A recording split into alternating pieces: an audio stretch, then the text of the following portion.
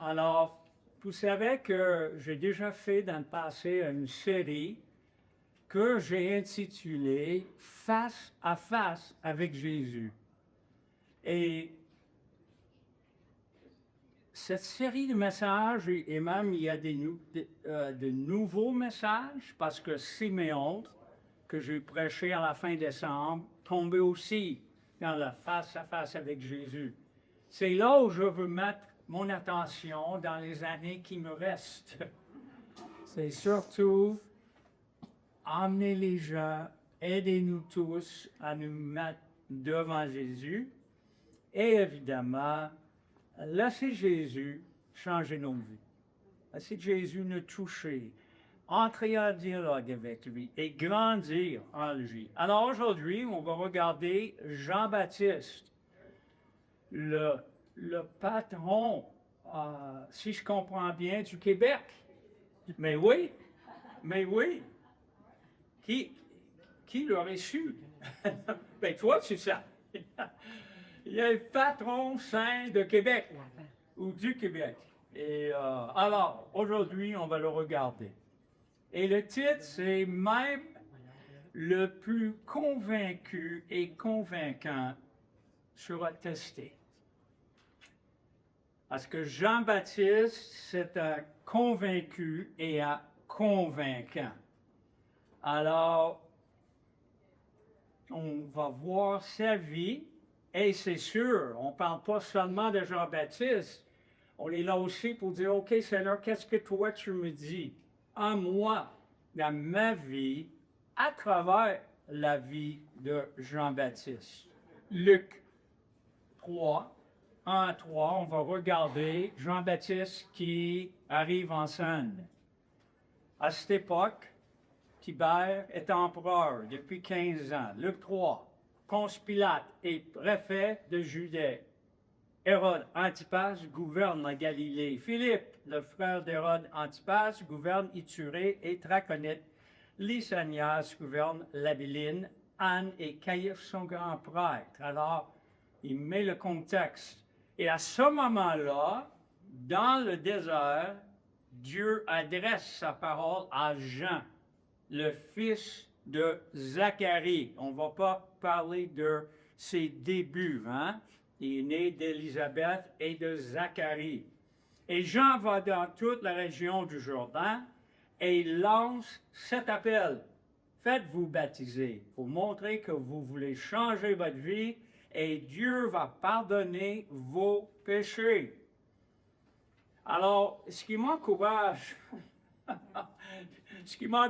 toujours avec la Bible, c'est l'historicité. C'est fondé dans des faits actuels. C'est fondé dans l'histoire qui peut être même vérifiée. Je vous dis que toutes les personnes qu'on vient de mentionner, Tibère et Hérode Antipas, etc., Caïphe, tous ces gens vivaient. Ce n'est pas juste la Bible qui en parle. Notre Bible est fiable et c'est basé sur les faits.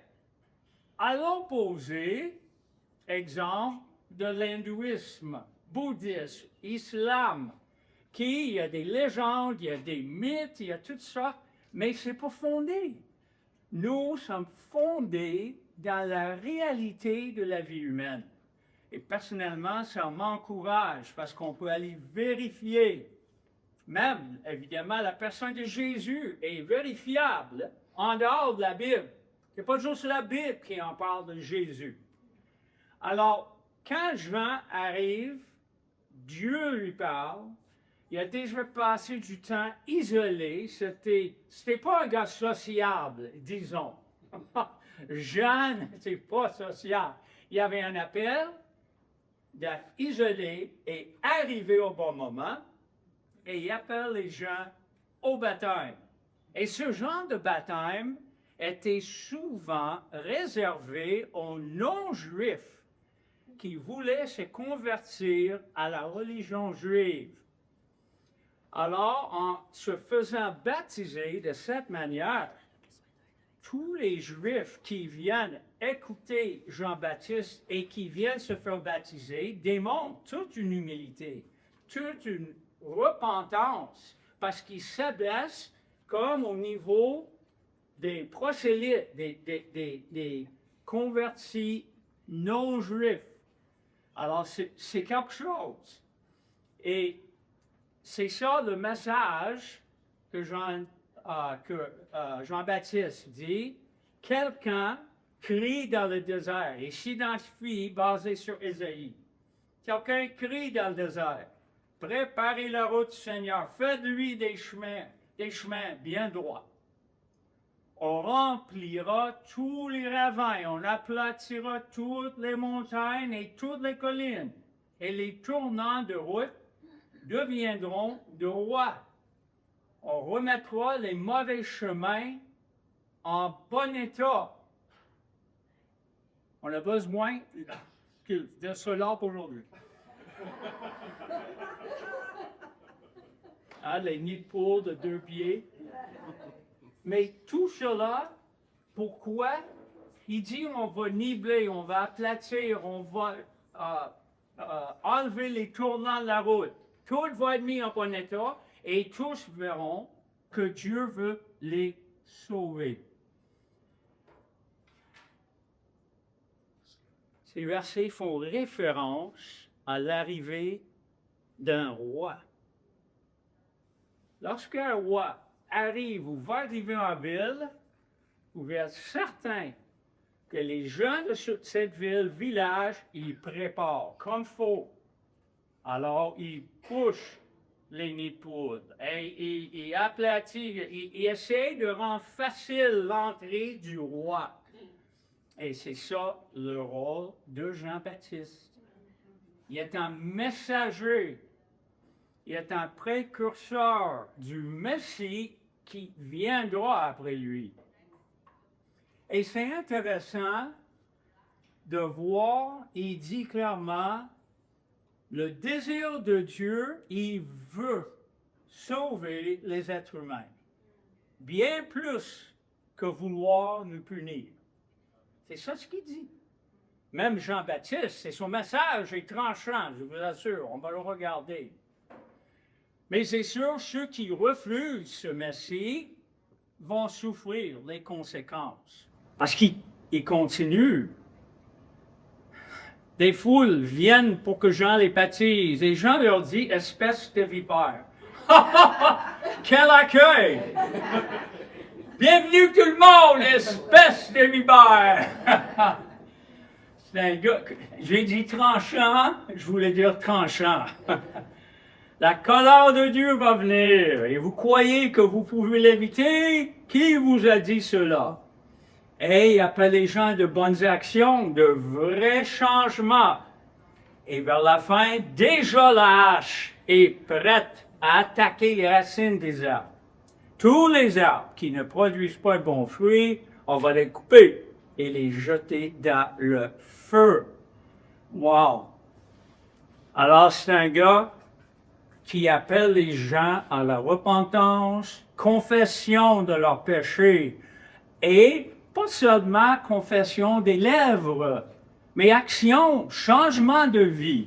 C'est ça ce qu'il veut voir.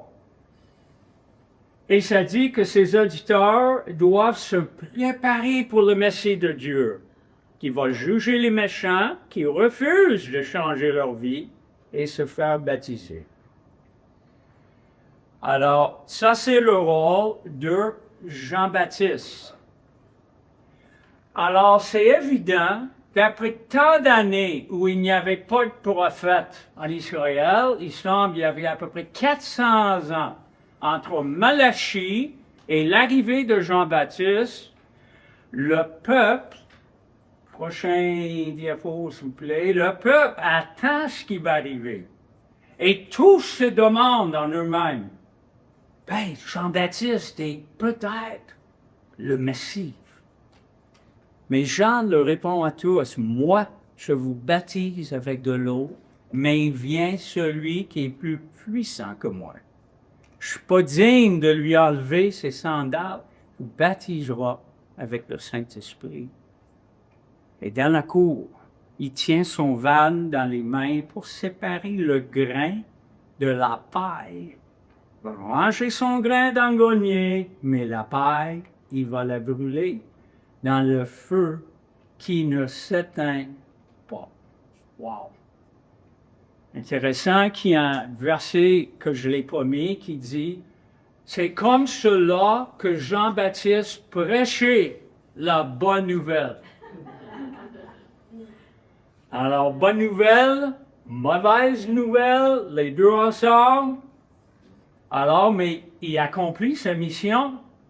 Il annonce la venue du Messie, il annonce la grandeur du Messie, qui va baptiser le peuple avec l'Esprit Saint. Et évidemment, que Jean-Baptiste dit clairement, je ne suis pas moi le Messie. Et aussi, il mentionne. Alors, je n'ai pas entré dans le fait que Jean a baptisé Jésus, qui est quand même tout en privilège, même il résiste.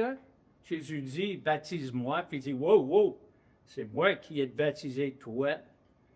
Mais finalement, Jean, il dit oui, il se soumet à la volonté de Dieu que Jésus soit baptisé par lui. Mais après ce baptême-là, la mission de Jean commence à diminuer. Il dit ici à ses propres disciples, qui dit, Jean, Jésus baptise plus de personnes que toi, qu'est-ce qu'on doit faire? Les disciples de Jean sont un peu pris entre l'écorce et l'arbre. Est-ce qu'on suit Jésus? Est-ce qu'on lui dit, il ne doit pas faire ça?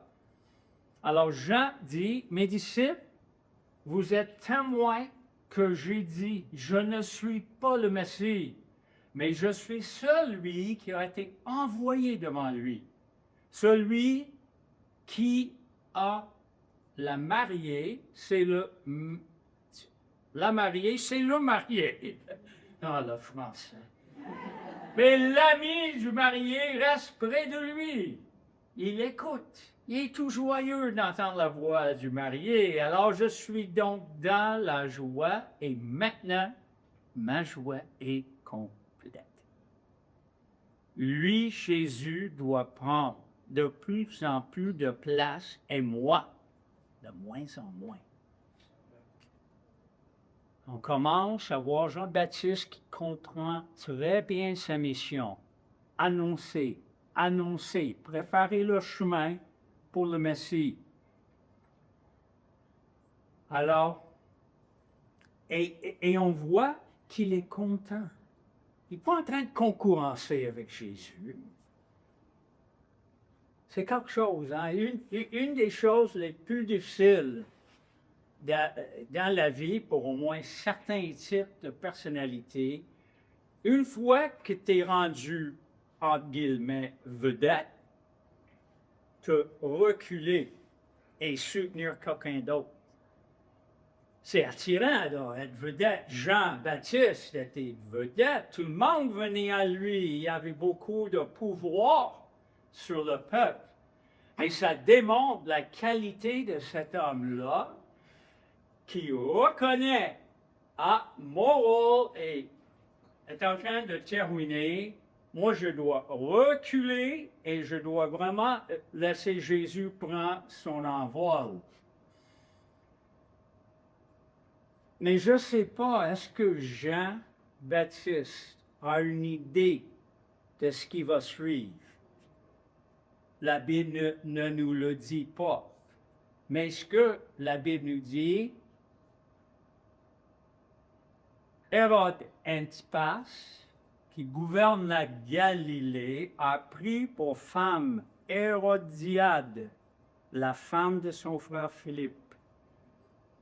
Jean-Baptiste dit à Hérode, tu n'as pas le droit de prendre la femme de ton frère, parce que son frère était encore vivant. Alors, c'est une question identitaire, c'est dans le leadership d'Israël. Alors Hérode commande d'arrêter Jean-Baptiste et le fait attacher et mettre en prison. Hérodiade, qui est la femme qui a été prise, déteste Jean et elle veut le faire mourir. Alors le pauvre gars, Jean-Baptiste, recule, sa popularité peut-être diminue au moins un petit peu. Je ne sais pas s'il pense, ben donc, je vais vivre une retraite paisible. Mais il n'est pas capable de fermer sa bouche par rapport aux choses qui ne sont pas correctes. Alors, il commence à crier, tu n'as pas le droit de prendre cette femme-là. Ça change sa retraite. Prison. Prison. Hey, écoute, là. On sait, les prisons à l'époque, c'est pas comme en dehors de Saint-Jérôme, hein, télévision. Je veux pas dire que la prison est facile, mais écoute, on nourrit les prisonniers, ils ont quand même une certaine sécurité. Eux autres, là, c'est dans des cachots, peut-être nourris, peut-être pas, hein, les rats, la noirceur. Alors, Jean commence à se questionner. On va découvrir qu'il questionne, mais je me mettais dans ces bottes-là. Dieu, je t'obéis. Je fais ta mission. Alors, pourquoi m'as-tu permis? Pourquoi as-tu permis mon arrestation? Je disais ce qui est vrai. Je voulais que le roi change son chemin, parce que Jean, elle est toute pour la repentance. Peut-être il veut faire bouger le roi, qui change d'idée, Il peut dire, je ne vois pas ton royaume venir. Tu parlais, j'ai annoncé le royaume qui allait venir et le jugement. Pourquoi Jésus le Messie ne vient pas me sauver? Est-ce que je me suis trompé en pensant que Jésus est le Messie? Ça, c'est probablement sa question numéro 1. Jean-Baptiste vit la mort de ses attentes, il vit la déception, il vit la souffrance physique, il vit l'isolement. Ces réalités peuvent nous amener tous à questionner, et même toutes questionner. On a des questions sur l'amour de Dieu pour nous, surtout un gars fidèle comme ça. M'aimes-tu vraiment, Seigneur? Je ne sais pas, est-ce que c'était vraiment dans le contrat que j'ai signé avec toi? Ça allait bien, tout le monde venait me... Maintenant, question sur la puissance de Dieu. On vient de chanter. Dieu de l'impossible, est-ce que notre Dieu pourrait sortir Jean-Baptiste de la prison? Il a déjà sorti des personnes dans le passé. La fournaise ardente, il y avait d'autres. Et plus tard, le livre des Actes. Jean-Baptiste avait des questions sur la sagesse de Dieu. Des fois, est-ce que vous demandez à Dieu, est-ce que tu sais ce que tu fais? Sérieux? Honnêtement. Jean-Baptiste savait bien qu'il fallait diminuer et Jésus devait prendre de plus en plus de place. Ça, il a accepté, il comprenait. Mais je ne pense pas que Jean-Baptiste prévoit une descente aux enfers, si je peux dire cela. Et entre autres, Jean-Baptiste doit avoir la difficulté à se composer avec ses prédictions sur le Messie. Et tout ce qui allait exercer, que le Messie allait exercer le jugement de Dieu et que les actions allaient se passer. C'est sûr, le gars est en l'envers, je pense. Qu'est-ce qu'il fait? Alors, Jean-Baptiste appelle 2 de ses disciples et les envoie vers le Seigneur Jésus pour lui demander, voici la plus grosse question dans le fond. Il a peut-être distillé toutes ces questions. Maintenant, est-ce que tu es le Messie qui doit venir? Ou bien devons-nous en attendre un autre? Et les disciples arrivent auprès de Jésus et lui disent, Jean-Baptiste nous a envoyé pour toi pour te demander, est-ce que tu es le Messie qui doit venir? Ou bien devons-nous en attendre un autre? Ben, chapeau à Jean-Baptiste. Il ne cache pas ses doutes, ses questions, il ne fait pas semblant, et il prend les devants. Il pose ses questions à Jésus. Trop souvent, lorsque nous souffrons, nous brassons notre soupe Campbell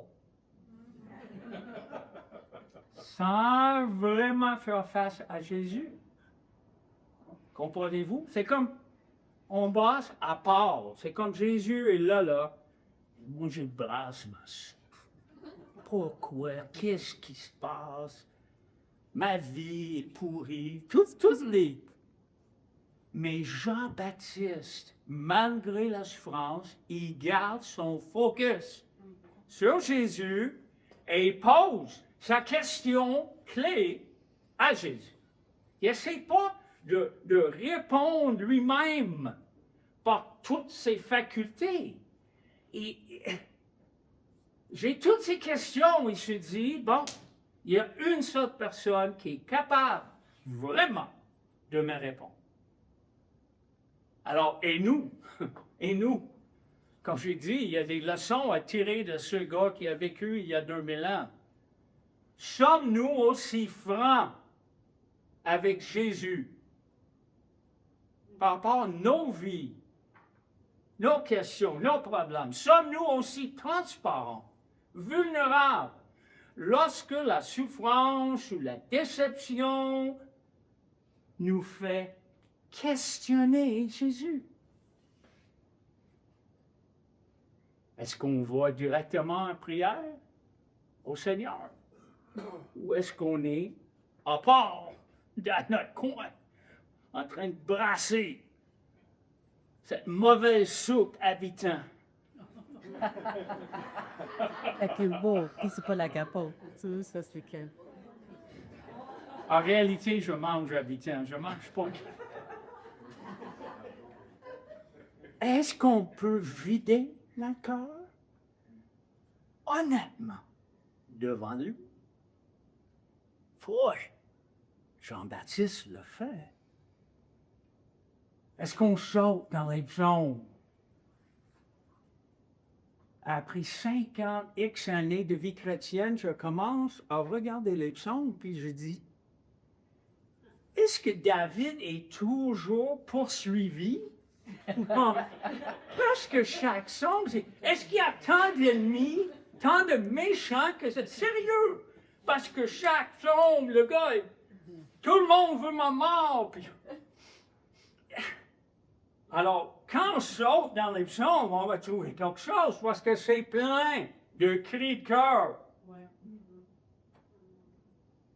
Au lieu de brasser notre soupe, est-ce qu'on va parler à un chrétien qui est plus mûr, qui a déjà vécu pas mal d'épreuves, pas mal de hauts et bas avec Jésus?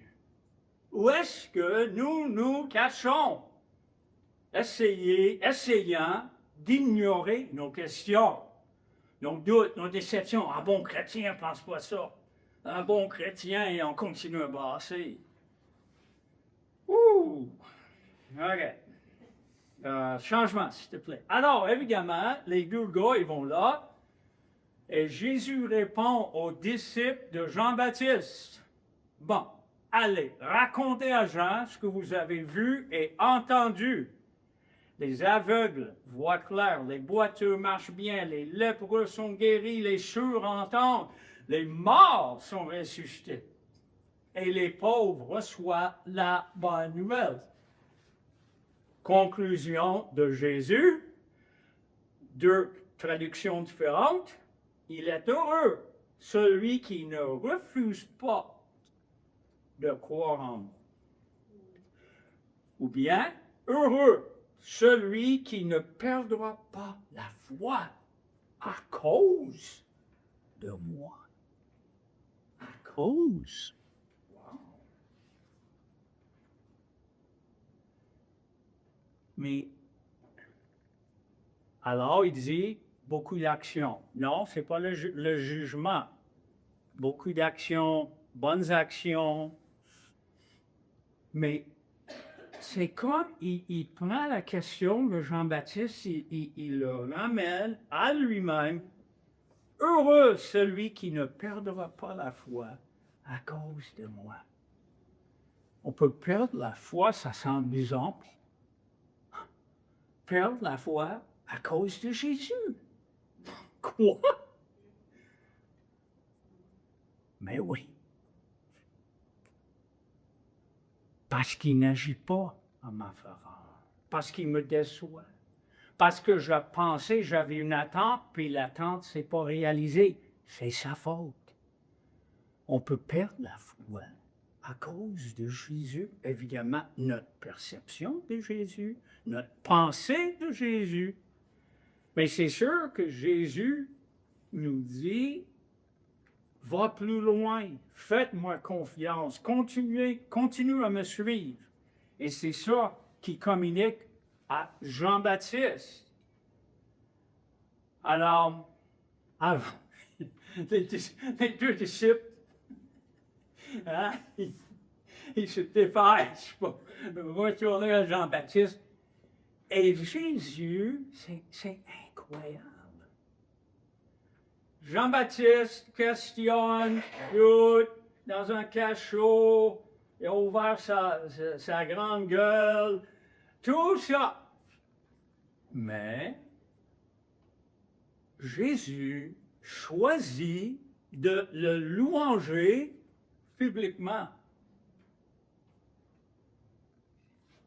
Les disciples, envoyés par Jean-Baptiste, repartent et Jésus se met à parler de Jean aux foules qui sont là. Et il leur dit, qu'est-ce que vous êtes allés regarder dans le désert? Un prophète? Oui, je vous le dis. Et même plus qu'un prophète. Je ne sais même pas si je comprends cette phrase-là. Qu'est-ce qui est plus qu'un prophète? En effet, Jean-Baptiste est celui que les livres saints annoncent quand Dieu dit, je vais envoyer mon message devant toi, mon messager devant toi, il préparera le chemin pour toi. Et quelques versets plus tard, Jésus ajoute, je vous le dis, il n'y a jamais eu un homme plus important que Jean-Baptiste. Pourtant, celui qui est le plus petit dans le royaume de Dieu est plus important que lui. Alors écoute, quel encouragement de voir Jésus louanger Jean-Baptiste au même moment que celui-ci lutte avec ses doutes, ses questions sur l'identité de Jésus et sur sa propre vie. Est-ce que j'ai gaspillé ma vie? Je suis certain que Jean-Baptiste se pose cette question. Qu'est-ce que Jésus aurait pu dire à la foule? Quel rétrograde! Jean-Baptiste, il était fidèle pour un temps, mais il est plus fidèle. Quel lâche! Quel faible! Non. Jésus a une très haute opinion de Jean-Baptiste, qui a bien réussi sa mission. Wow! Alors, dans les moments là, où on est le plus abattu, avec le plus de questions, avec le plus de « Que fais-tu, Seigneur? » ou « Que suis-je? Quelle est ma vie? » Peut-être devant Dieu, Jésus à sa droite est en train de dire « Certain ça. Check cette croyante-là, check ce croyant-là. Oui, il lutte, mais il reste fidèle, même dans les difficultés. Est-ce possible? Je pense que oui. Parce que la lutte fait partie du game. Les questions, les doutes, les...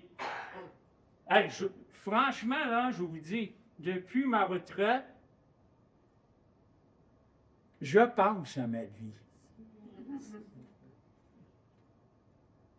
On vient de passer, moi et Nancy, 39 ans au Québec. C'est ma vie. Je vous ai donné ma vie.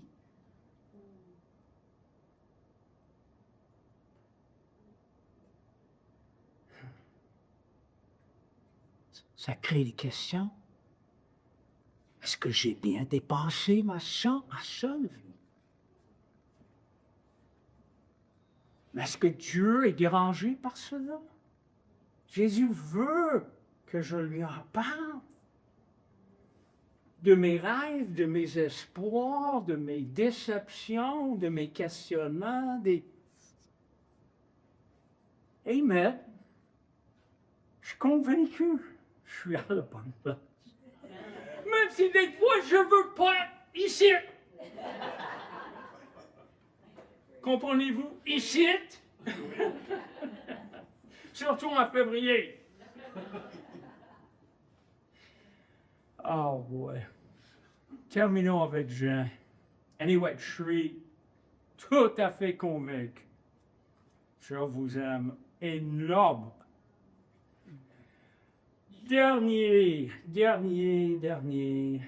Oh boy. Ça là. Un anniversaire de naissance tourne au macabre, à la tragédie. La vie de Jean-Baptiste est échangée contre une danse. Vraiment là, juste pense à ça. Une danse.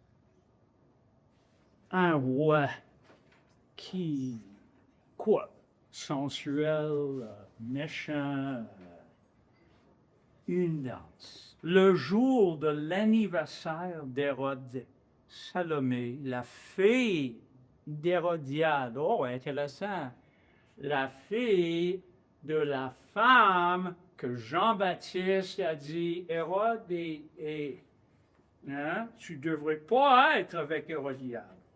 Mais elle danse devant les invités. Elle plaît à Hérode, et Hérode lui fait ce serment. Je te donnerai tout ce que tu me demanderas. Ben, il a divorcé, et sa mère, Hérodiade, la pousse à répondre. Donne-moi la tête de Jean-Baptiste ici sur un plat. On apporte la tête sur un plat. On la donne à la jeune fille et la jeune fille apporte à sa mère. Wow. Je suis en train de penser à ça même ce matin. Jean-Baptiste, fidèle, accomplit la mission. Il ne sort pas vivant de cette prison. Jésus ne vient pas le sauver. Hein? Jean-Baptiste est tué comme un animal qui est mené à l'abattoir. Et pire, sa tête décapitée et profanée et promenée devant ses infidèles. Pour un homme si engagé, si obéissant, c'est une fin, moi je trouve, difficile à venir. Il ne pourrait pas avoir une fin pire que ça. Impossible. Est-ce que c'est ça la récompense de Dieu pour une vie fidèlement vécue? C'est la vie. Ça nous fait poser des questions, mais encore, la Bible, c'est quoi? La Bible, c'est vrai. La Bible ne cache pas. C'est un fait historique qui l'ont traité comme ça. Et que Dieu et Jésus ont laissé aller le roi Hérodiade, Salomé, la fille. Dieu a laissé aller à tout ça. Ben, je ne sais pas. Il y a quelque chose qui me dit au moins que Jean-Baptiste meurt en paix. Et il a placé sa confiance entière en Jésus, en Dieu le Père, parce qu'il a reçu la réponse de Jésus. Alors, je termine avec ça. Chers amis, la vie avec Jésus est pleine de hauts et de bas. Hein? Jean-Baptiste devant les foules qui répond, ça c'est un autre.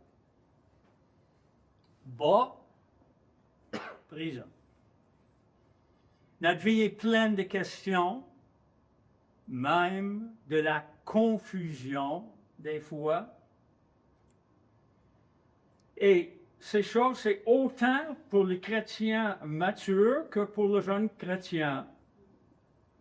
À chaque saison de notre vie chrétienne,